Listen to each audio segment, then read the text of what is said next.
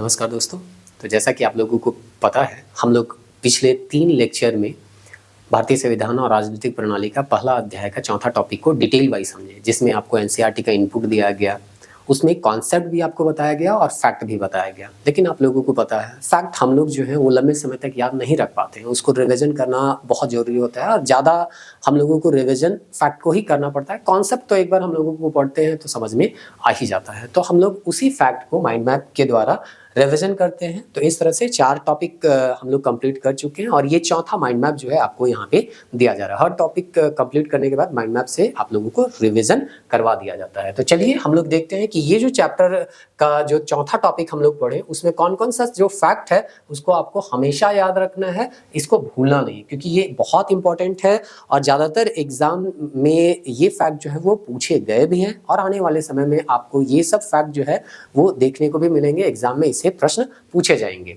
तो इसीलिए आपको एकदम इसको क्या करना है, भूलना नहीं है, याद रखना है। और याद रखने के लिए ही तो माइंड मैप दिया जा रहा है आपको। जो अभी हम 3 घंटे के लेक्चर में बताया, उसी को आधा घंटा 1 घंटा हमको अभी समझाने में लगेगा, लेकिन आप खुद से रिवीजन कीजिएगा तो 10-15 मिनट में कीजिएगा। और आपको सिर्फ 1.5 पेज में पूरा एक चैप्टर को कंपाइल करके दिए हैं, तो एक ही नज़र में सब चीज़ आपको दिखेगा, तो रिवीजन करना आपको आसान होगा। और ये चीज़ आप अनुभव कर भी रहे होंगे, 3 टॉपिक का हम माइंड मैप दे भी चुके हैं, तो उससे थोड़ा बहुत आपको अनुभव हो भी रहा होगा। तो चलिए हम लोग यहाँ पे देखते हैं कि पहला अध्याय का जो चौथा पार्ट है वो क्या है। तो चौथा पार्ट का नाम है भाग 1, जिसमें अनुच्छेद 1 से 4 तक हम लोग क्या करते हैं, पढ़ते हैं, और इसका नाम है संघ और इसका राज्य क्षेत्र, यूनियन एंड इट्स टेरिटरी। तो यहाँ पे 2 शब्द आता है, एक आता है यूनियन और दूसरा शब्द जो आता है वो टेरिटरी आता है। कहने का मतलब है क्षेत्र और संघ, ये 2 शब्दों का यहाँ पे बहुत महत्वपूर्ण रूल है, जिसके बारे में बताया गया अनुच्छेद 1 में ही, जिसका हम कह सकते हैं संविधान का ये सबसे पहला चैप्टर का सबसे पहला टॉपिक हम कह सकते हैं अनुच्छेद 1 है।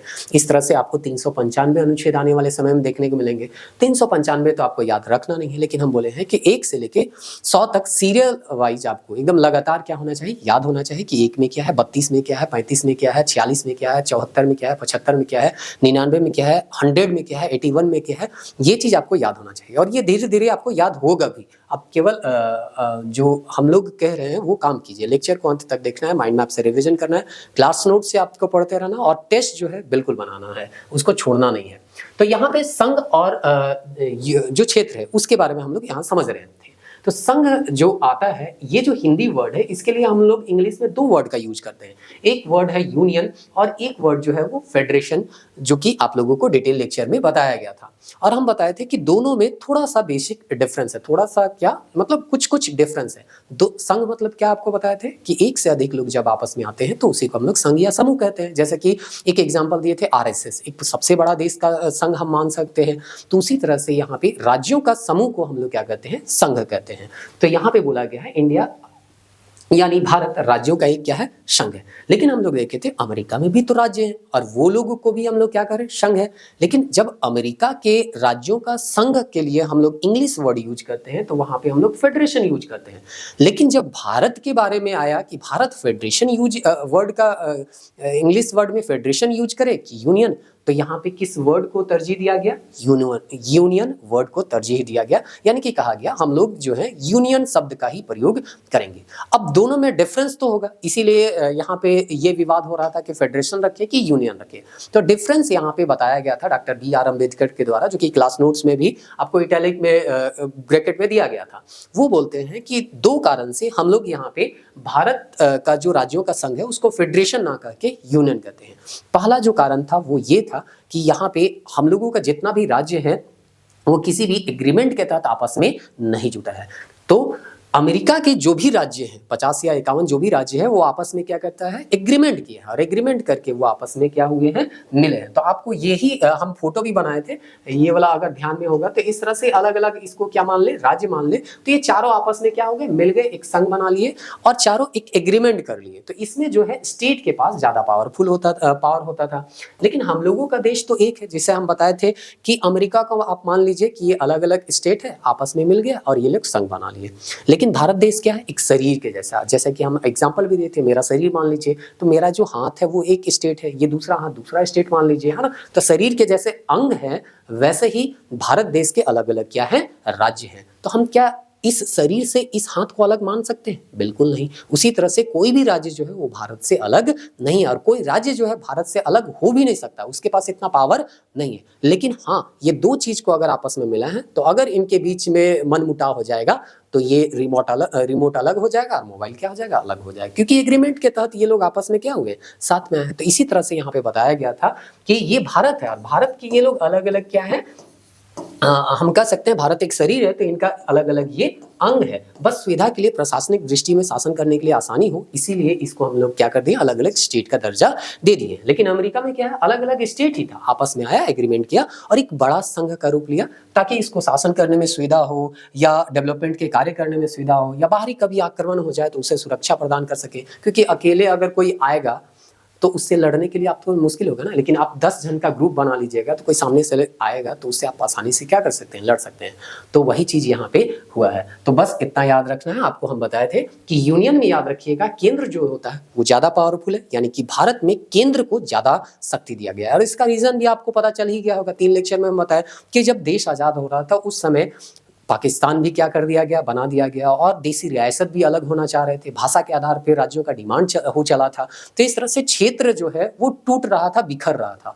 तो इसीलिए यहाँ पे भारतीय संविधान बनाने वाले जो भी सदस्य थे उन लोगों को लगा कि अगर केंद्र को हम ज्यादा पावर देंगे तो हमारा देश जो है वो बिखरेगा नहीं, टूटेगा नहीं। अगर केंद्र को हम कम पावर दे दें तो क्या हो जाएगा, राज्य जो है अलग होने लग जाएंगे। अभी ही देख लीजिए, अगर सेंटर को आप कम पावर दीजिएगा ना तो कल बंगाल बोलेगा हम अलग देश बना लेंगे, महाराष्ट्र बोलेगा अलग देश बना लेंगे, केरल बोलेगा अलग देश बना लेंगे, कश्मीर बोलेगा अलग देश बना लेंगे।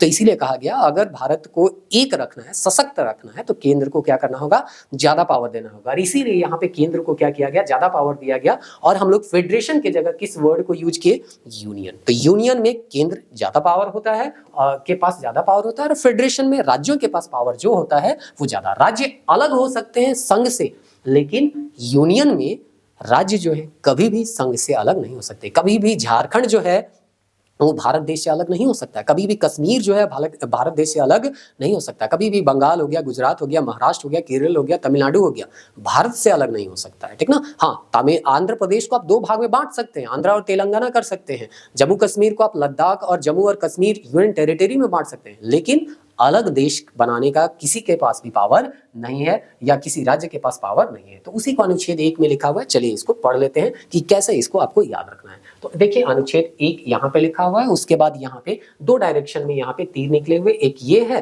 और एक ये है। उसके बाद यहाँ छोटा छोटा यहाँ पे निकला है, कहने का मतलब ये जो 2 लाइन है वो इसी से रिलेटेड है, यानी ऊपर वाले लाइन से ही रिलेटेड है। चलिए पढ़ते हैं, धीरे धीरे आपको समझ में आ जाएगा। जैसे जैसे आप सारे वीडियो लेक्चर देखते जाइएगा, माइंड मैप देखते जाइएगा, वैसे वैसे माइंड मैप को कैसे याद करना है, समझना है, वो सब आपको याद हो जाएगा। और एक बार अगर माइंड मैप समझ लिए ना तो समझ लीजिए कि बहुत कम समय में बहुत बड़े फैक्ट का जो किताब होता है ना, या बड़े मोटे मोटे किताब होते हैं, उनमें जो फैक्ट आप रिवाइज कीजिएगा ना, उससे ज्यादा फैक्ट आपको ये 30, 35, 40 पेज का माइंड मैप से रिवीजन हो जाएगा। इंडिया यानी भारत राज्यों का संघ है, इसमें केंद्र ज्यादा शक्तिशाली है। तो हम लोग जानते हैं यहाँ केवल फैक्ट है, डिटेल में आपको क्लास नोट्स में दिया गया है, पावर पॉइंट में दिया है। तो सबसे पहले तो याद रखना है कि भारतीय संविधान में भारत के लिए 2 नाम का प्रयोग किया गया है। एक है इंडिया, जिसको हम लोग भारत के नाम से जानेंगे। तो इंग्लिश में इंडिया है, हिंदी में भारत। तो पूछा जाएगा भारतीय संविधान में भारत के लिए कौन कौन नाम का प्रयोग हुआ है, तो केवल इंडिया और भारत। इसके अलावा हिंदुस्तान हो, जम्बू द्वीप हो, ये सब का हम लोग कहीं पे भी उल्लेख नहीं पाते हैं। दूसरा चीज यहाँ पे दिया गया, भारत क्या है, राज्यों का संघ है, यूनियन ऑफ स्टेट्स है। तो इस तरह से राज्य यहाँ पे क्या करते हैं, राज्यों का एक समूह है जो कि भारत को क्या करता है, बनाता है। लेकिन एक चीज याद रखना है, राज्य जो है वो जो है शक्तिशाली नहीं है। और जैसे कि यहाँ पे कहा गया, भारत का जो संघ है, यूनियन ऑफ स्टेट जो है, यहाँ पे वो किसका है, स्टेट का है, यूनियन ऑफ स्टेट। तो यहाँ केवल और केवल क्या आते हैं, स्टेट आते हैं। तो याद रखिएगा, यहाँ पे जैसे हेडिंग में आपको बताया गया कि 2 वर्ड का यहाँ पे हम लोग यूज कर रहे हैं, यूनियन और टेरिटरी। तो यूनियन में केवल और केवल क्या आता है, स्टेट, क्योंकि यूनियन ऑफ स्टेट्स कहा जा रहा है। तो यहाँ पे जब यूनियन कहेंगे, संघ कहेंगे, तो उसमें केवल और केवल किसको रखेंगे, राज्य को।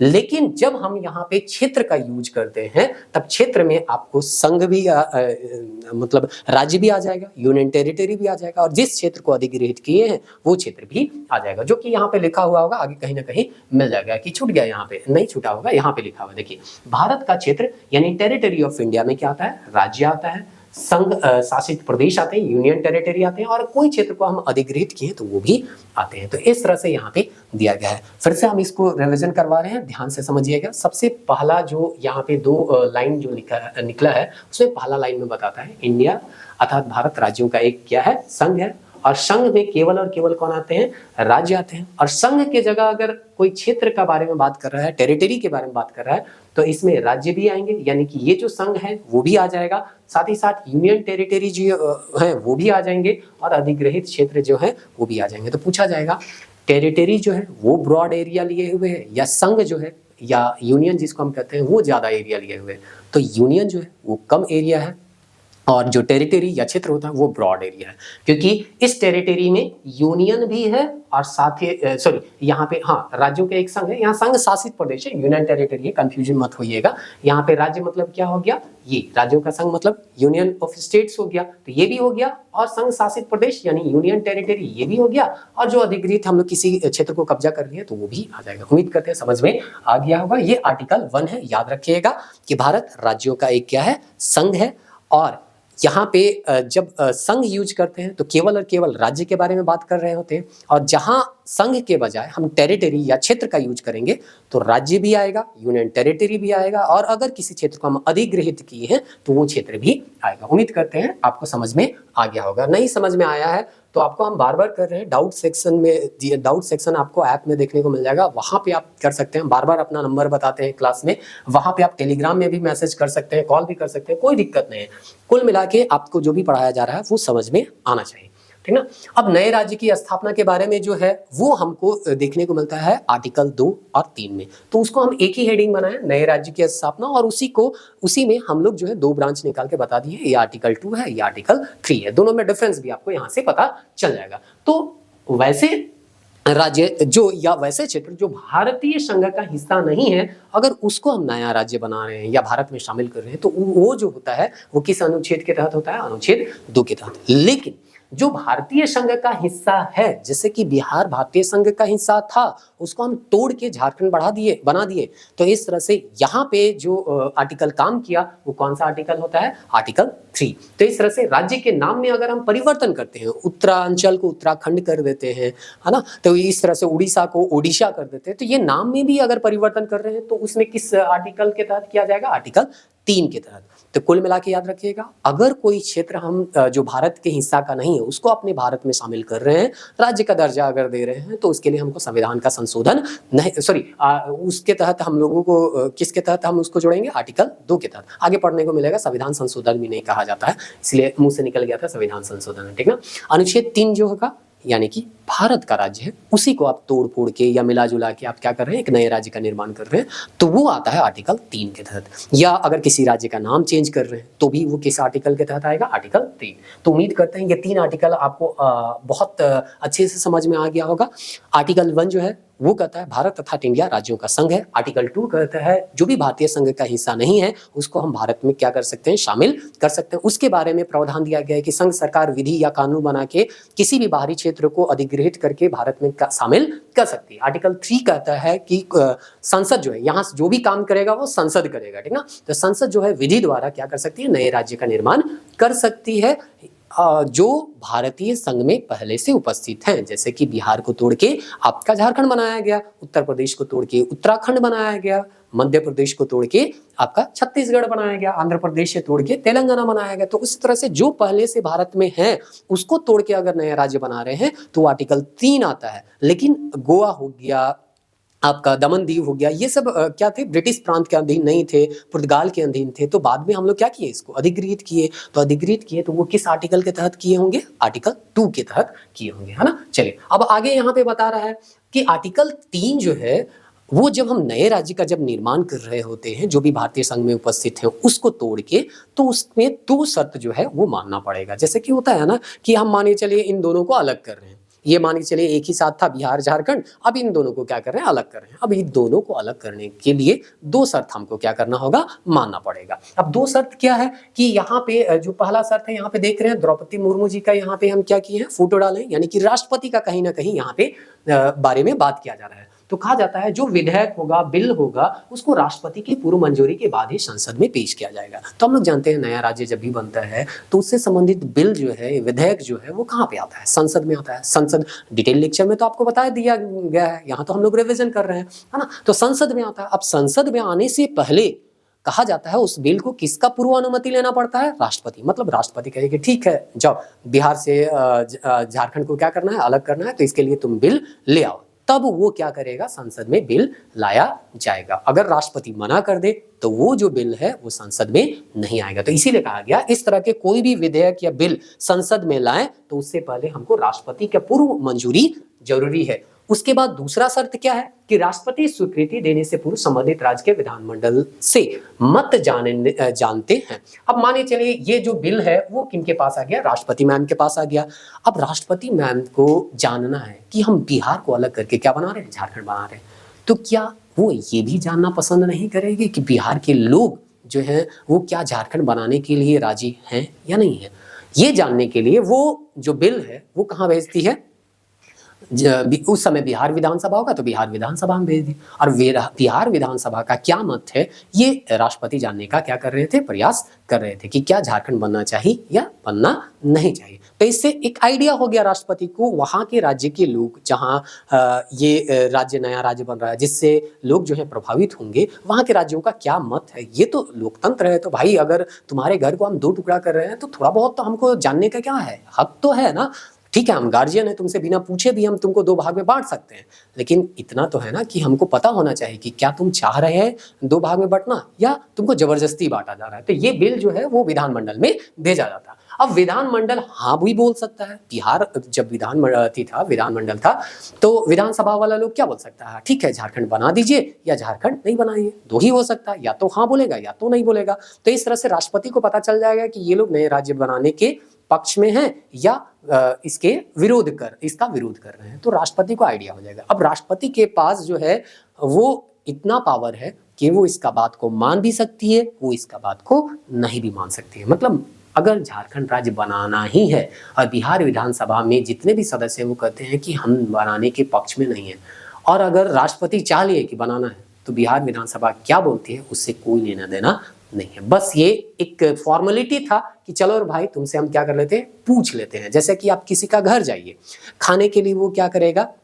आपको पूछ लेगा कि चावल खाएगा कि रोटी खाएगा। अब उसको पता है कि मेरे घर में आटा नहीं है तो हम इनको क्या करेंगे, चावल खिलाएंगे।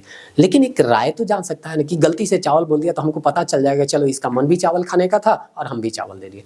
तो यहाँ पे वही है, उसका बात आपको खिलाना, आपका तो जो मन है, राष्ट्रपति का जो मन है वही वो करेंगे। अगर नया राज्य बनाना है तो बनाने का समर्थन देंगे, नहीं बनाना है तो नहीं बनाने का क्या करेंगे, बात करेंगे। लेकिन एक बार पूछ लेते हैं राज्यों से कि भैया तुम्हारा जो मत है वो क्या है। तो इसीलिए राज्य के विधानमंडल में क्या किया जाता है, ये चीज को बिल को भेजा जाता है।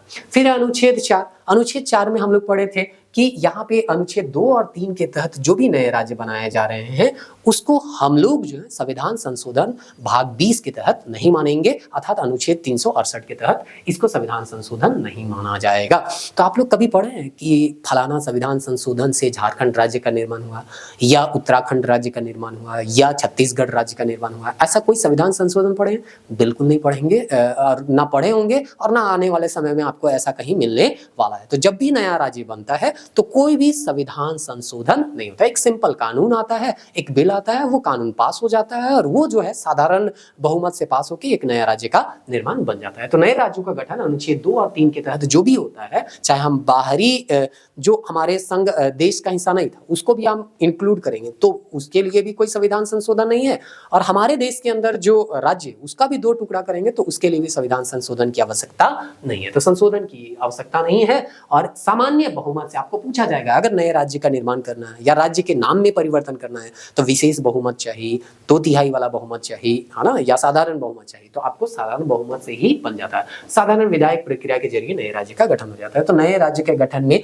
बहुत ज्यादा कोई परेशानी नहीं है। अगर केंद्र सरकार चाह ली तो नए राज्य का गठन हो जाता है। इसलिए आप देखेंगे कभी नए राज्य का गठन के लिए जनता आवाज करती है ना, तो राज्य सरकार के ऊपर वो दबाव नहीं डालती है, वो केंद्र सरकार के ऊपर दबाव डालती है और सीधे रेलवे ट्रैक को क्या करेगी, जाम करेगी। क्योंकि रेलवे ट्रैक जाम करते हैं तो केंद्र सरकार जो है सीधे यहाँ पे एक्शन में आ जाती है और उसको समझ में आ जाता है कि यहाँ क्या डिमांड हो रहा है। तो वही है ना हेमंत सोरेन दे ही नहीं सकता है तो इससे मांग के क्या फायदा है। तो सीधे हम लोग कहाँ मांगेंगे, केंद्र से, जहां से मिलेगा वहीं ना मांगेंगे। तो यही बात है, आपको कभी कभी एक सवाल बनाए होंगे तो मिला भी होगा, नए राज्य के निर्माण या नाम परिवर्तन में सर्वे सर्वा किसका होता है, तो केंद्र सरकार का ही होता है। राज्य सरकार नाम मात्र के लिए यहाँ पे क्या करती है, थोड़ा बहुत भूमिका निभाती है। जो राष्ट्रपति बिल भेजते हैं ना, बस वहीं पे हाँ या ना कहे, और उसमें भी कोई फर्क नहीं पड़ता है राष्ट्रपति को, तुम हाँ बोलो तो भी है ना, अगर हमको जो करना है वही करेंगे, नहीं बोलेगा तो भी हमको वही करना है जो हम करना चाह रहे हैं। तो वही चीज यहाँ पे दिया गया। अब इसी से संबंधित जो है आर्टिकल 1, 2, 3, 4 उम्मीद करते हैं समझ में आ गया होगा। आप लोग जो है खुद से पढ़िएगा एक बार इस माइंड मैप को, तो और भी तेजी से आप पढ़िएगा। देखिए हमको समझाने, हम बार बार कहते हैं माइंड मैप जो है, आपको लग रहा होगा कि इतना ही समझाने में 20 मिनट लगा दिए, लेकिन हम बार बार कह रहे हैं कि ये हमको समझाने में टाइम लग रहा है। आप खुद से पढ़िएगा तो बहुत कम समय में इसको आप क्या कर सकते हैं, पढ़ सकते हैं। केवल धैर्यपूर्वक आपको क्या करना है, समझना है। तो इसी 1, 2 और 3 और 4 आर्टिकल में क्या था कि पहला वाला आर्टिकल बोलता था कि भारत जो है अर्थात इंडिया राज्यों का एक संघ है। आर्टिकल 2 बोलता है कि जो भारत का हिस्सा नहीं है उसको हम भारत में क्या कर सकते हैं, शामिल कर सकते हैं। आर्टिकल 3 कहता है नए राज्य का निर्माण कर सकते हैं, 2 राज्यों को जो कि उपस्थित है, भारत में उपस्थित है, उसको तोड़ ताड़ के जैसा भी इधर उधर मिला के हम नए राज्य का गठन कर सकते हैं। आर्टिकल 4 बोलता है कि 2 और 3 के तहत जो भी काम हम कर रहे हैं उसको संविधान संशोधन नहीं माना जाएगा। अब चलिए यहाँ पे एक चीज और कहा गया कि ठीक है, हम लोग तो यहाँ पे बोले कि किसी भी क्षेत्र को हम अपने में अधिग्रहित कर सकते हैं या अपना क्षेत्र को तोड़ ताड़ के नया राज्य क्या कर सकते हैं, बना सकते हैं, लेकिन क्या हम अपने क्षेत्र को किसी और को दे सकते हैं, तो बिल्कुल नहीं। ऐसा किसी को भी ताकत या पावर नहीं दिया गया है। केंद्र को तो भी पावर नहीं दिया गया और राज्य को तो कोई पावर है ही नहीं। तो इसीलिए यहाँ पे बात हुआ था, बेरूबाड़ी नाम का एक जगह था जिसको पूर्वी पाकिस्तान को, वर्तमान बांग्लादेश को देना था। तो इसी को लेके यहाँ पे विवाद हुआ, फिर एक संशोधन होता है और उसके बाद उस बेरूबाड़ी क्षेत्र को दिया जाता है। मतलब संविधान में संशोधन किया गया उसके बाद दिया गया ना। तो बेरूबाड़ी संघ और पश्चिम बंगाल मामला जो है 1960 में हुआ था और उसमें कहा गया संसद भारतीय क्षेत्र को अन्य देशों को नहीं दे सकती है। तो यहाँ हम दूसरे के क्षेत्र को ले सकते हैं लेकिन अपना क्षेत्र किसी को दे नहीं सकते हैं। नवे संविधान संशोधन के बाद बेरूबाड़ी पाकिस्तान को हस्तांतरित कर दिया गया। तो उस समय ये जो बांग्लादेश था, पूर्वी बांग्लादेश पाकिस्तान कहलाया जाता था उस समय, तो उसको यहाँ पे दे दिए। तो इस तरह से बांग्लादेश को वहाँ पे मैप डाल दिए, आपको थोड़ा बहुत समझ में आ जाएगा। इसी बांग्लादेश के बारे में दिया गया है कि भारत और बांग्लादेश के बीच भूभागों का अधिग्रहण और हस्तांतरण, मतलब कुछ भाग जो है हम बांग्लादेश को दे दिए और कुछ भाग जो है हम क्या कर देते हैं, बांग्लादेश से ले लेते हैं, ताकि जो विवाद था वो क्या हो जाए, खत्म हो जाए। तो इसके लिए कौन सा संशोधन करना पड़ा, संविधान संशोधन करना पड़ा। अब उसके बाद है 1950 में राज्यों की क्या स्थिति थी, उसको थोड़ा सा यहाँ पे क्या कर लेते हैं, हम लोग देख लेते हैं। तो उस समय टोटल जो है 1950 में कुल 29 राज्य थे। अभी 28 है, उस समय कितना था, 29। जब जम्मू कश्मीर को यूनियन टेरिटरी नहीं बनाया गया था तो 29 ही थे, ठीक ना। तो अभी उनको यूनियन टेरिटरी बना दिया गया है तो वो 28 हो गया है अभी वर्तमान अगर राज्य के बारे में देखें। तो 1950 में आपको याद रखना है कितने राज्य थे, 29 राज्य थे। और 29 राज्य को अभी जैसे कि हम लोग राज्यों को 2 कैटेगरी में रखते हैं, एक को राज्य कहते हैं, दूसरा को यूनियन टेरिटरी। लेकिन 1950 में 4 कैटेगरी में रखा गया था, भाग क, ख, ग और क्या था, घ। इस तरह से 4 कैटेगरी में थे। तो पहला कैटेगरी में जो था वो 9 राज्य जो था वो ब्रिटिश भारत में गवर्नर का शासन वाला था। जैसे कि अभी हम लोग सिंपल स्टेट जैसे समझते हैं ना, वैसे समझ लीजिए, जिसमें सीएम होता है, गवर्नर, राज्यपाल होते हैं ना, उस तरह का स्टेट था। 9 स्टेट ऐसा था जिसमें विधानमंडल के साथ शाही शासन था, मतलब विधानमंडल भी थे और राजा भी थे। उसके बाद है जो भाग ग, उसमें मुख्य आयुक्त एवं कुछ में शाही शासन। मुख्य आयुक्त मतलब आप समझ लीजिए जैसे कि अभी दिल्ली है, केंद्र शासित प्रदेश है ना, पुडुचेरी, दिल्ली, जम्मू कश्मीर, लद्दाख हो गया, ये सब जो यूनियन टेरिटरी वाले क्षेत्र हैं, कुछ उस तरह का यहाँ पे शासन था जिसमें मुख्य आयुक्तों का क्या था, शासन था, और साथ ही साथ कहीं कहीं शाही शासन था, यानी राजा महाराजाओं का शासन था। ऐसे कितने क्षेत्र थे, कुल 10 राज्य थे। उसके बाद घ में तो आपको पता है अंडमान निकोबार था, और ये पूछा जाता है बहुत आसानी से क्योंकि इसमें केवल और केवल क्या है, एक ही क्षेत्र है। तो उम्मीद करते हैं ये चारों भाग याद रखिएगा। 1950 में ये था। यहाँ पे हम मैप, जो इंडिया का मैप है वो भी डाल दिया। आप कहिएगा इतना छोटा मैप कैसे हमको दिखेगा, आप डिटेल में नोट्स में तो आपके पास होगा ना, वहां देखिएगा तो ये मैप आपको याद हो जाएगा। हाँ, ये 1961 के आसपास का है, जो कि हम नोट्स में देखे थे, पावर पॉइंट में देखे थे। तो वो केवल रिकैप करवाने के लिए यहाँ पे छोटा सा मैप यहाँ पे डाला हुआ है। उसके बाद है राज्यों का पुनर्गठन। हम बताया 1950 के बाद जब संविधान लागू हो जाता है, उसके बाद से ही धीरे धीरे जो है राज्यों के पुनर्गठन के लिए आवाज उठने लग जाता है। भाषाई आधार पर नए राज्य का डिमांड होने लग जाता है, और इस तरह से ये डिमांड के पीछे एक लॉजिक भी था। ये लॉजिक था या एक कारण था क्या कि 1920 में कांग्रेस खुद नागपुर अधिवेशन में मान चुकी थी कि हम लोग जब आजाद हो जाएंगे तो भाषा के आधार पर राज्यों का निर्माण कर देंगे।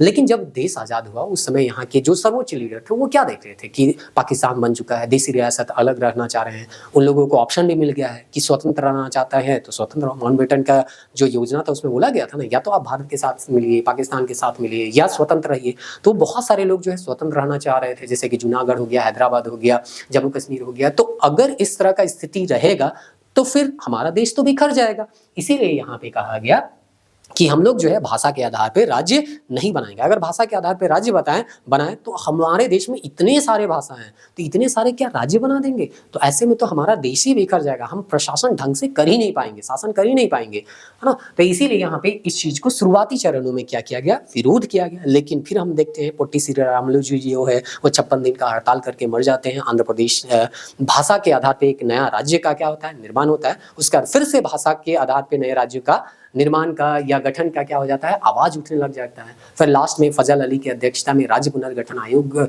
गठन किया जाता है, और फिर राज्य पुनर्गठन आयोग फजल अली की अध्यक्षता में जो किया गया था गठन, वो बोलती है कि भाषा के आधार पे हम क्या कर सकते हैं, नए राज्य का गठन कर सकते हैं, लेकिन ब्रॉड एरिया में। मतलब केवल भाषा देख के हम नया राज्य नहीं बनाएंगे। हम लोगों को देखना है प्रशासनिक क्षेत्र के दृष्टिकोण से कि प्रशासन करने में कोई असुविधा तो नहीं हो रही है। अगर असुविधा होगी तो हम जो है नया राज्य बना सकते हैं। आर्थिक दृष्टिकोण से, राजनीतिक दृष्टिकोण से, सांस्कृतिक दृष्टिकोण से, भौगोलिक दृष्टिकोण से, इन सब चीजों को भी क्या करना है, ध्यान में रखना है भाषा के साथ साथ। दूसरा चीज ये भी देखना है कि इस नए राज्य से हम लोगों के देश के एकता और अखंडता में किसी तरह से कोई परेशानी तो नहीं आ रही है। मतलब एकता और अखंडता में किसी तरह से, है ना, कोई परेशानी नहीं आना चाहिए, क्योंकि लास्ट में हम लोगों को यही देखना है कि हमारा देश जो है वो सब मिलजुल के रहे, उसमें किसी तरह का कोई बिखराव ना हो। तो चलिए, राज्य का पुनर्गठन जैसे कि अभी आपको कहानी में बता ही दिए, तो फटाफट फैक्ट जो है वो रिवीजन करवा देते हैं। भाषाई प्रांत आयोग आपको याद रखना है, जून 1948 में इसका गठन किया गया था। अध्यक्षता कौन कर रहे थे, एस के धर। दिसंबर 1948 में ही ये क्या कहते हैं, रिपोर्ट पेश करते हैं। तो देखिए, जून में ये 48 में क्या किया गया था, गठन, और दिसंबर 48 में क्या कर दिया जाता है, रिपोर्ट दे दिया जाता है। मतलब मात्र 6 महीना का टाइम लगा था रिपोर्ट देने में। और राज्य का पुनर्गठन प्रशासनिक सुविधा के अनुसार हो, ऐसा ये बोले थे, भाषा के आधार पर हो, इस बात से ये क्या कर दिए थे, इनकार कर दिए। अब जनता तो जनता है भाई, जनता का डिमांड अगर पूरा नहीं होगा, कोई कमेटी पूरा नहीं करेगी, तो उसका तो विरोध होगा। विरोध हुआ, और विरोध हुआ तो उस समय के सबसे बड़े जो नेता थे, लीडर थे, जवाहरलाल नेहरू, वल्लभ भाई पटेल और पट्टाभी सीतारमैया, इसी की अध्यक्षता में एक जेबीपी कमेटी बनता है। ठीक इसी समय जब इसका रिपोर्ट आया था और विरोध होना शुरू हो गया था, दिसंबर 1948 में। तो याद रखिएगा, जून 48 से ये शुरू हुआ था और दिसंबर 48 में रिपोर्ट दिया, दिसंबर में ही विरोध हुआ, तो फिर से एक कमेटी बनाया गया दिसंबर 48 में ही, और ये रिपोर्ट देता है लगभग 4 से 5 महीने में, अप्रैल 49 में, है ना, 49 में। और इस तरह से ये ऊपर वाला आ गया, ये नहीं होगा ना, ये गलत है, ठीक ना। और उसके बाद ये भी बोलता है राज्यों का पुनर्गठन भाषा के आधार पर नहीं होगा। मतलब जेबीपी कमेटी भी बोलती है कि राज्यों का जो हम लोग राज्यों का गठन करेंगे वो भाषा के आधार पर नहीं करेंगे, क्योंकि ये लोग को समझ में आ रहा था कि अगर भाषा के आधार पर करे तो बहुत दिक्कत हो जाएगा, ठीक ना। उसके बाद यहाँ पे पोट्टी श्रीरामुलु वाला घटना हम लोगों को देखने को मिलता है, आंध्र प्रदेश वाला। ये कैसे, पोट्टी श्रीरामुलु एक गांधीवादी जो नेता थे, वो आमरण अनशन में बैठ जाते हैं और कहते हैं कि जब तक तेलुगु भाषी क्षेत्र को आप तमिल से अलग नहीं कीजिएगा, उस समय तो मद्रास था ना, तो मद्रास से अलग नहीं कीजिएगा, तब तक हम लोग जो है भूख हड़ताल से नहीं हटेंगे। लगा कि ये हट जाएंगे या ये डिमांड जो है वो रुक जाएगा, तो दोहो मोहो में सरकार, जिसको बोलते हैं ना हम लोग देहात में, दोहो मोहो में रही, और इसी बीच में इनका क्या हो जाता है, देहांत हो जाता। अब इतने बड़े नेता का देहांत हो जाना बहुत बड़ी बात थी, बहुत ज़्यादा विरोध होने लगा। और जैसे इनका देहांत होता है, वैसे ही 52 में ही घोषणा करना पड़ता है सरकार को कि हम जो है तेलुगु भाषा के आधार पर एक नया राज्य का गठन करेंगे, जिसका नाम है आंध्र प्रदेश। और इस तरह से घोषणा तो होता है 52 में, लेकिन गठन होता है 53 में। तो इस तरह से यहाँ पे 19 अक्टूबर, जो कि एनसीईआरटी में ही दिया हुआ था, ये डिटेल भी बताए थे, 19 अक्टूबर से 15 दिसंबर में 56 दिन तक ये क्या कहते हैं, भूख हड़ताल में पोट्टी श्रीरामुलु बैठते हैं। मृत्यु के बाद जो है तेलुगु भाषी आंध्र प्रदेश के निर्माण की घोषणा हो जाता है, और 1 अक्टूबर 1953 को नए राज्य का गठन हो जाता है। अब जैसे कि आपको बताया कि जैसे नए राज्य का गठन हो जाएगा, तो एक एग्जाम्पल आपको हम बताए थे कि घर में 4 बच्चे हैं और 4 बच्चा को अब मना किए हुए कि मीठा खाना नहीं है। अब अचानक से एक बच्चा बहुत ज्यादा रोने लग गया और उसको मीठा दे दिए, तो बाकी 3 बच्चा बोलता है ना, यही एग्जांपल दिए थे ना, कि बाकी 3 बच्चा बोलेगा कि भैया हमसे तुम्हारा दुश्मनी है क्या, जो हमको तुम मीठा नहीं दे रहा है। तो फिर आपको उसको या तो समझाना होगा और नहीं तो फिर मीठा देना होगा। तो यही बात हो जाता है कि भाषा के आधार पर आंध्र प्रदेश तो बन गया, अब इसके बाद जो कमेटी आएगा ना, वो बोल देगा ठीक है भाषा के आधार पे बनाइए, जो फजल अली वाला जो अभी आपको कहानी हम बताए थे। लेकिन बोला गया था केवल भाषा के आधार पे नहीं होना चाहिए, अन्य जो फैक्टर है उसको भी हमको ध्यान में रखना है। तो अब आता है राज्य का पुनर्गठन। पुनर्गठन मतलब क्या, रीअरेंज हम कर रहे हैं। जो अभी 4 कैटेगरी में है ना, वो बढ़ के 2 कैटेगरी में हो जाएगा, एक स्टेट और दूसरा यूनियन टेरिटरी। तो इस तरह से यहाँ पे जब ये डिमांड होने लगा कि आंध्र प्रदेश जब बन सकता है तेलुगु भाषा के आधार पे, तो महाराष्ट्र क्यों नहीं बन सकता है, गुजरात क्यों नहीं बन सकता है, बाकी जो स्टेट थे वो क्यों नहीं बन सकते हैं। तो इस तरह से जब डिमांड बढ़ने लग जाएगा तो फिर से एक कमेटी बनाया जाएगा, राज्य पुनर्गठन आयोग, और फजल अली की अध्यक्षता में वो होगा, जिसके सदस्य थे के.एम. पणिकर और H.N. कंजू। इसका गठन दिसंबर 1953 में हुआ था। 1955 में ये क्या करते हैं, रिपोर्ट पेश करते हैं। मतलब लगभग जो है ये 2 साल पूरी तरह से क्या करते हैं, रिसर्च करते हैं। देश के अलग अलग हिस्से जाएंगे, वहां पे देखेंगे कि किस तरह से राज्यों का पुनर्गठन किया जाए ताकि देश की एकता और अखंडता बना हुआ रहे, है ना, किसी तरह का कोई परेशानी इसमें ना आए। चलिए, उसके बाद हम लोग यहाँ पे देखते हैं ये क्या चीज का स्वीकार करता है। ये स्वीकार करता है राज्यों का पुनर्गठन भाषा के मुख्य आधार बनाना चाहिए। ठीक है, आप मुख्य आधार में भाषा को बनाइए, लेकिन केवल एक आधार होना नहीं चाहिए। तो इस तरह से यहाँ पे इमेज हम डाल दिए भाषा, तो आपको समझ में आ जाएगा हाँ, भाषा के बारे में यहाँ पे स्वीकार कर लिया। अस्वीकार किया गया एक राज्य एक भाषा के सिद्धांत को अस्वीकार, मतलब केवल भाषा के आधार पर एक नया राज्य बना देंगे, ऐसा नहीं होगा। मुख्य आधार होगा, मुख्य फैक्टर हो सकता है भाषा, लेकिन केवल भाषा के आधार पे नया राज्य नहीं बनाएंगे। भाषा के साथ साथ हम बोले ना, संस्कृति देखेंगे, भौगोलिक स्थिति देखेंगे, प्रशासनिक क्षेत्र को देखेंगे, उसके बाद आर्थिक स्थिति देखेंगे, और भी बहुत सारे फैक्टर हैं, उनको ध्यान में रखेंगे, तब जाके नया राज्य बनाएंगे। 4 आयामी राज्यों का वर्गीकरण समाप्त कर दिया गया और राज्य और यूनियन टेरिटरी क्षेत्र का 2 कैटेगरी में इसको क्या कर दिया गया, बांट दिया गया। तो इस तरह से कखा गगा जो था ना, उसको खत्म कर दिया गया और बोला गया भैया कखा गगा भूल जाओ, अब कखा गगा याद नहीं करना है, अब बस 2 को याद करना है, एक को बोलेंगे राज्य, एक को बोलेंगे यूनियन टेरिटरी। राज्य में हम लोग जानते हैं सीएम होते हैं, और यूनियन टेरिटरी में वहां पे केंद्र का ज्यादा कंट्रोल होता है, वहां प्रशासक होते हैं। केंद्र सरकार ने इसे स्वीकार किया, यानी कि ये तो रिपोर्ट था फजल अली की अध्यक्षता में जो राज्य पुनर्गठन आयोग कमीशन जो बनाया गया था, उसका रिपोर्ट था। अब रिपोर्ट को मानती है नहीं मानती, ये तो सरकार पे डिपेंड करता है ना। तो बोला जाता है सरकार इसके अधिकांश जो भाग थे उनको क्या कर लेती है, मान लेती है, और मान के एक कानून लाती है जिसका नाम है राज्य पुनर्गठन अधिनियम 1956। तो इस कानून के तहत ही नए राज्य का क्या किया जाता है, गठन किया जाता है, यानी पुनर्गठन किया जाता है। जो 4 भाग में अरेंज थे उसको 2 भागों में बांट दिया जाता है, एक को बोलता है स्टेट, दूसरा को बोलता है यूनियन टेरिटरी। और इस तरह से संविधान में संशोधन भी किया जाता है, क्योंकि इस तरह से अगर पूरा प्रशासनिक ढांचा को ही बदल रहे हैं तो बहुत सारी चीजों में परिवर्तन करना पड़ता है। तो इसीलिए संविधान संशोधन किया गया, और जो चीज में जो आर्टिकल में परिवर्तन करने की आवश्यकता थी सबको परिवर्तन कर दिया गया 7वां संविधान संशोधन 1956 के तहत। और इसका रिजल्ट क्या देखने को मिलता है, 14 स्टेट और 6 यूनियन टेरिटरी, जो कि यहाँ पे आपको लिखा हुआ है। तो देखिए कितना कॉम्पैक्ट है। अगर यहाँ तक अगर आप बने हुए हैं, और बने हुए क्यों नहीं रहेंगे, पेड कोर्स में आप यहाँ पे ज्वाइन किए हैं और यहाँ तक नहीं बने हुए रहेंगे, बर्दाश्त नहीं कीजिएगा तो कैसे चलेगा।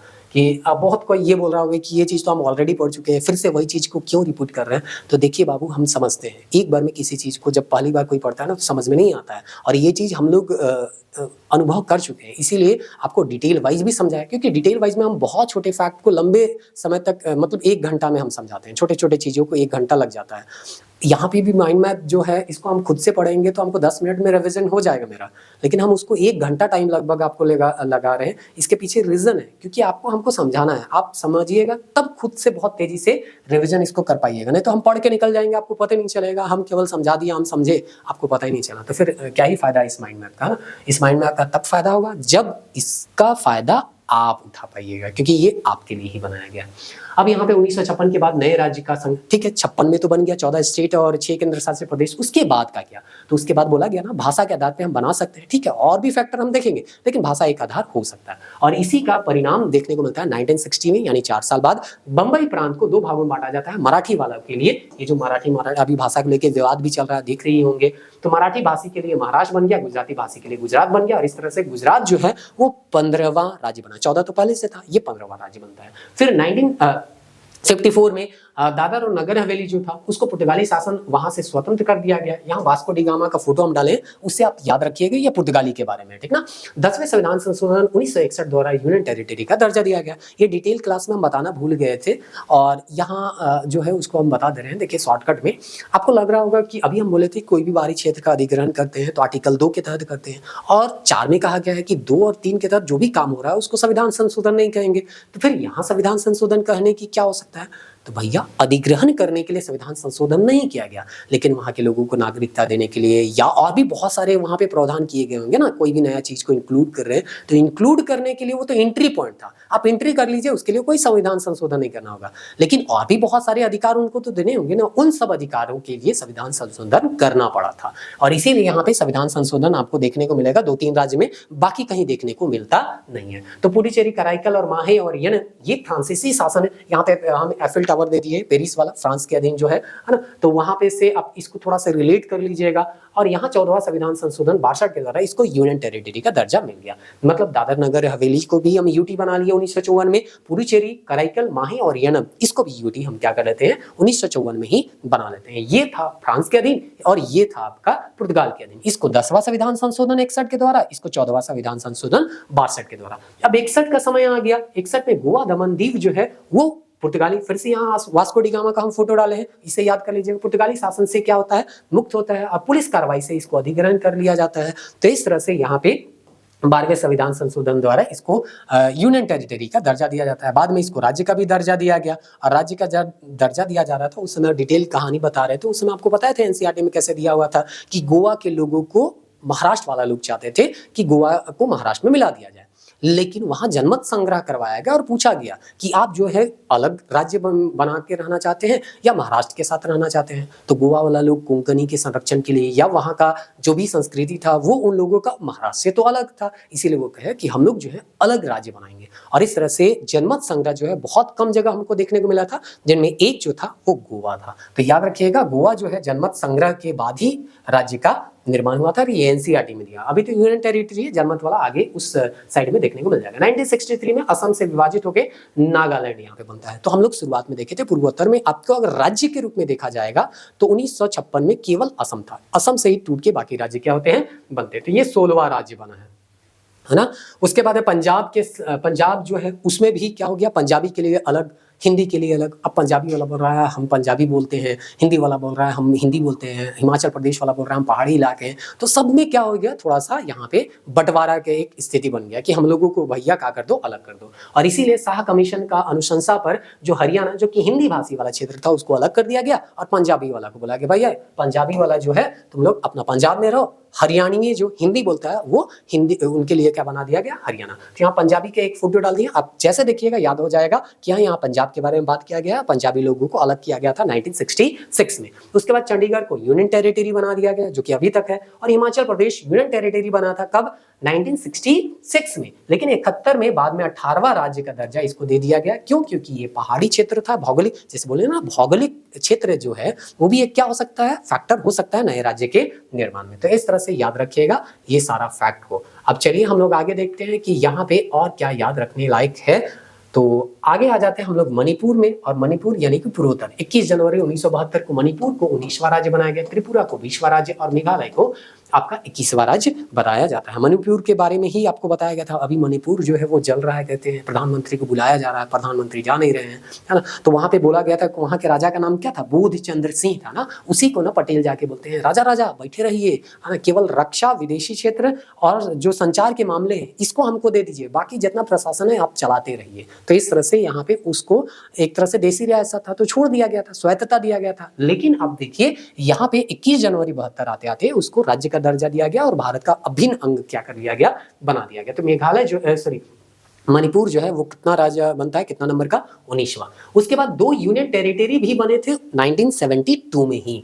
एक जो था मिजोरम था जो कि 20 फरवरी 1927 को 23वां राज्य बनता है। तो 72 को वो यूनियन टेरिटरी बना, कौन, मिजोरम। समझिएगा, हमें मिस्टेक नहीं करना है। 72 में यूनियन टेरिटरी बना कौन, मिजोरम। लेकिन यही मिजोरम 87 में फिर से क्या बन जाता है, राज्य बन जाता है। और इसका भी पूरा कहानी आपको लाइन बाय लाइन पढ़ के बताए थे कि कैसे लाल डेंगा के नेतृत्व में मिजो नेशनल फ्रंट बनता है और एक सशस्त्र विद्रोह होता है जिसको पाकिस्तान भी सपोर्ट करता है। बहुत दिन तक ये पाकिस्तान में निर्वासित रहे, लेकिन जो राजीव गांधी है उनके नेतृत्व में वार्ता होता है और यहाँ पे लाल डेंगा को ही क्या बना दिया जाता है, मुख्यमंत्री बना दिया जाता है। और इस तरह से मिजोरम के प्रथम मुख्यमंत्री भी वही बनते हैं। तो 20 सालों तक, लगभग 1966 से 86 तक 20 सालों तक ये सशस्त्र विद्रोह किए। तब इन लोगों को समझ में आया कि अगर हम विद्रोह करते रहेंगे तो हमारे पार्टी के भी लोग मारे जाएंगे और जो भारतीय सेना है वो लोग भी मारे जाएंगे और जो आम जन है वो लोग भी क्या है, परेशान है। तो अच्छा होगा कि हम लोग क्या कर ले, एक वार्ता कर ले और इस लड़ाई को क्या करें, खत्म करें। और इस तरह से 1986 में लड़ाई खत्म हुआ और यहाँ पे 87 में इसको राज्य का दर्जा देके मिजोरम का प्रथम मुख्यमंत्री लालडेंगा को ही क्या किया जाता है, बनाया जाता है। अरुणाचल प्रदेश भी 20 फरवरी 1987 को यानी कि इसी डेट पे क्या हुआ था, 24वां राज्य बना था। तो इस तरह से मिजोरम 23वां राज्य और अरुणाचल प्रदेश 24वां राज्य बनता है। जनमत संग्रह करवाने के बाद गोवा जो है वो 25वां राज्य 1987 में क्या होता है, बनता है। तो इस तरह से यहाँ पे आपको बताया गया था ना कि गोवा वाला को बोला गया कि भैया तुम महाराष्ट्र में मिलना चाहते हैं या नहीं, तो गोवा वाले बोल रहे हैं हमारा भाषा कोंकणी, हमारा संस्कृति अलग है, तो हम क्यों गोवा महाराष्ट्र से हम क्या करें, मिले, हम छोटा ही रहेंगे लेकिन अलग राज्य रहेंगे। तो इस तरह से गोवा जो है वो अलग राज्य यहाँ पे 1987 में ही बनता है। लेकिन डेट जो है यहाँ पे हम एग्जैक्ट लिखे नहीं, अगर आपको मिलेगा तो देख लीजिएगा।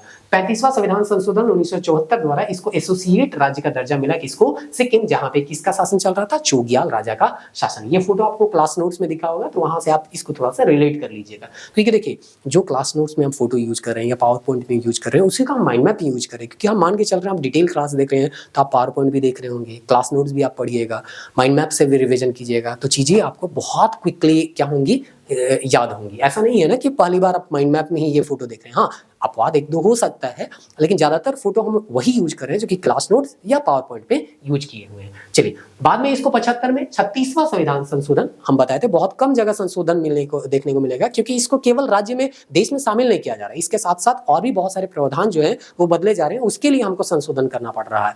इसको भारत में मिला रहे हैं उसके लिए संशोधन नहीं करना पड़ रहा है ना। चोग्याल शासन समाप्त कर 36वां संविधान संशोधन 1975 द्वारा इसको पूर्ण राज्य, जो एसोसिएट स्टेट था, संबंध राज्य था, उसको हटा दिया गया। अब बोला गया कि आप जो है वो फुल फ्लेज स्टेट बन गए भारत के, और इस तरह से इसको जो है यहाँ पे 22वां राज्य का क्या मिलता है, दर्जा मिल जाता है। अब यहाँ पे हम लोग 2000 में देखते हैं, 2000 वाला आपको पता ही होगा, छत्तीसगढ़ 26वां राज्य बनता है, उत्तराखंड जो है वो 27वां राज्य बनता है और झारखंड जो है वो 28वां राज्य बनता है। यहाँ केवल झारखंड का यहाँ मैप डाले थे, सबका मैप डालने का कोई आवश्यकता नहीं है। 5 अगस्त 2019 को 2 यूनियन टेरिटरी बनता है, जम्मू कश्मीर जो स्टेट है उसका दर्जा को समाप्त कर दिया जाता है और बनाया जाता है यूनियन टेरिटरी जम्मू कश्मीर और यूनियन टेरिटरी लद्दाख, जो कि घोषणा तो पहले होता है लेकिन लागू होता है 31 अक्टूबर 2019 को, सरदार पटेल के जन्मदिन। पहले कश्मीर ऐसा देखने को मिलता था, अब कश्मीर ऐसा देखने को मिलता है, इधर जम्मू कश्मीर एक यूनियन टेरिटरी, इधर लद्दाख एक यूनियन टेरिटरी। उसके बाद हम लोग देखते हैं 26 जनवरी 2000 को क्या होता है, दादर नगर हवेली और दमन दीव। ये डिटेल क्लास में आपको हम नहीं बताए थे, तो देखिए पूरा क्लास देखिएगा ना, तो कहीं ना कहीं जो चीज छूटा हुआ रहेगा वो आपका कवर हो जाएगा। प्लस टेस्ट में भी बहुत सारा चीज हम क्लास में भी नहीं बता पाएंगे, तो उसको आपको टेस्ट में कवर हो जाएगा थोड़ा बहुत।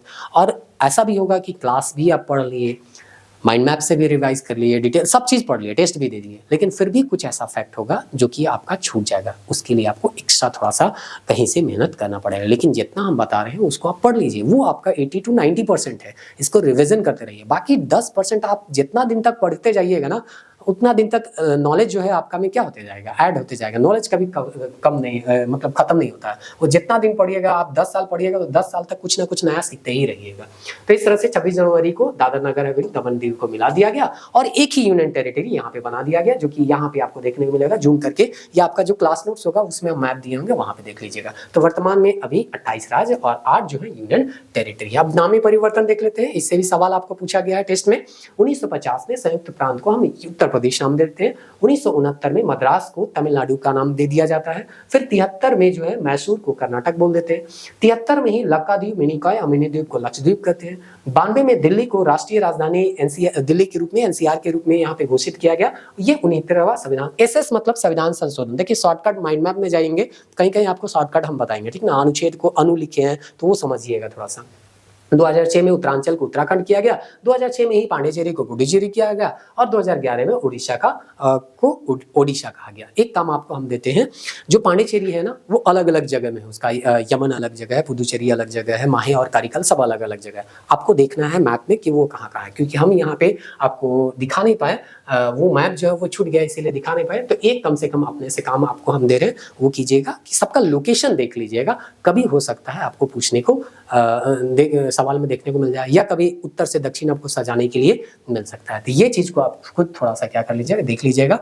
अब उम्मीद करते हैं आप जो है यहाँ तक देख रहे हैं तो चीज़ें आपको समझ में आ ही रहेंगी। आप पेड कोर्स ज्वाइन कर चुके हैं तो उम्मीद ये भी हम लोग करते हैं कि आपको ऐसा नहीं लग रहा होगा कि पेड कोर्स ज्वाइन करके हम लोग फंस गए होंगे।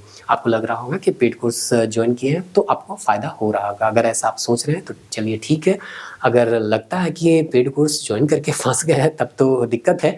आपको जहाँ पे भी परेशानी हो रहा है आप ज़रूर हमको डाउट में क्या कर सकते हैं, पूछ सकते हैं, कॉल कर सकते हैं। अगर लगता है कि परेशानी हो रहा है तब, और लगता है कि चलो चीज़ें जो हैं वो अच्छी से चल रही हैं तब तो कोई दिक्कत नहीं है।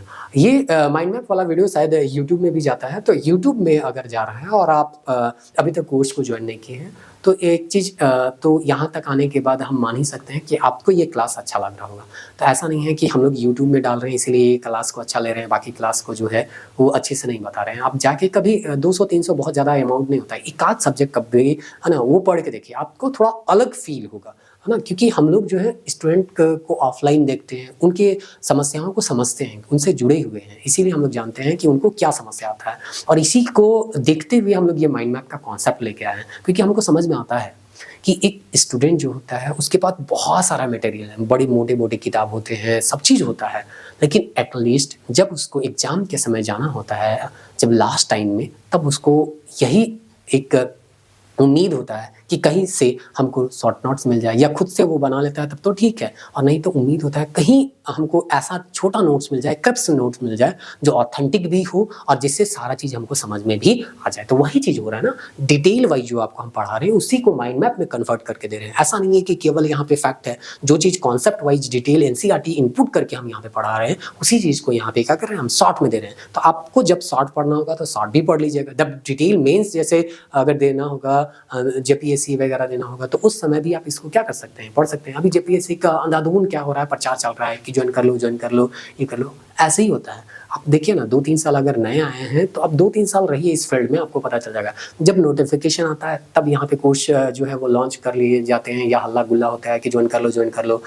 उसके बाद अब क्या होगा, एग्ज़ाम डेट अभी एग्ज़ाम का रिज़ल्ट आया तो उसके बाद हो गया, मतलब अभी ये हल्ला चल रहा है। फिर कल को नोटिफिकेशन आएगा, कल को मतलब कुछ भी नहीं हो जाए, कार्मिक विभाग इसको भेज दिया, उसको भेज दिया, ये भेज दिया, मतलब जब भी किसी एग्ज़ाम का न्यूज़ आया, किधर से भी छोटा सा भी न्यूज़ आया तो उसको हवा बना के कोर्स क्या करते हैं, यहाँ पे लॉन्च करके वहाँ पे ज्वाइन करवाने का प्रयास करते हैं। हम उनके बारे में कुछ नहीं करना चाहते हैं। आप अगर सीरियस स्टूडेंट हैं तो आपको पता है कि हमको पढ़ना है, तैयारी करना है या नहीं। अगर आपको तैयारी करना है तो इन सब चीज़ से बिल्कुल दूर हो जाइए। क्या लगता है आपको कि अभी जो एकदम मोटिवेट होके या 2-4 वीडियो अभी आ रहा है न्यूज़ चैनल में या फेसबुक में अभी चल रहे हैं, ये पास हो गया, वो पास हो गया, उसको आप देख के मोटिवेट हो जाइएगा और तुरंत एडमिशन ले लीजिएगा, पढ़िएगा और आपका हो जाएगा?